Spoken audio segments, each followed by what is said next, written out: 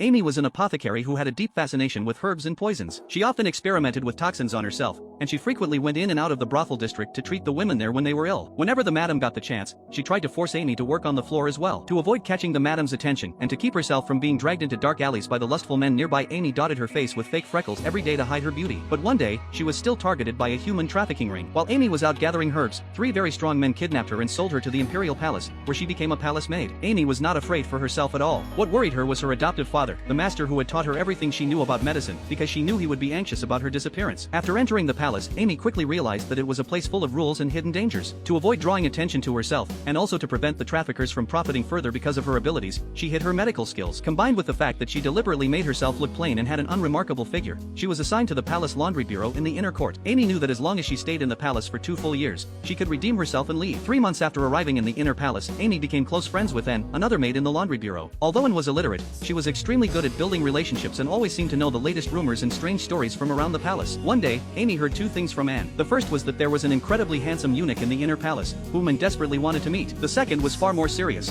The emperor's children had been dying one after another. 3 had already passed away. The children of consort Annalena and consort Mina were both showing symptoms of severe weakness, and even the imperial physicians were unable to determine the cause. While the other maids were far more interested in seeing the handsome eunuch, Amy was deeply intrigued by the mysterious illnesses. Driven by her curiosity, Amy decided to check on the 2 consorts' conditions herself. What she did not expect was that the inner palace was already crowded with people. It turned out that Mina had come to Annalena's residence to ask the imperial physicians to examine her own daughter. Annalena, however, believed that consort Mina was plotting to harm her child and slapped Mina across the face. During their argument, Amy noticed Annalena's frail body and unnaturally pale complexion. After comparing these observations with the symptoms seen in the other deceased imperial children, Amy was almost certain she had identified the cause. As Amy searched for something to write on so she could record the cause of the illness and its treatment, she happened to brush past a newly arrived eunuch in the inner palace. In order not to attract attention, Amy quietly tied a strip of cloth on which she had written, "The whitening powder is poisonous," to a flower branch and discreetly placed it near the windows of both consort Annalena and consort Mina. After Mina saw the cloth strip, she immediately threw away all of her whitening powder. Her child's condition gradually improved. Annalena's child, however, still died young. The reason was that Annalena not only failed to read the message, but also threw the cloth away. Even after Mina warned her that the whitening powder was toxic and should no longer be used, Annalena insisted on continuing to apply it,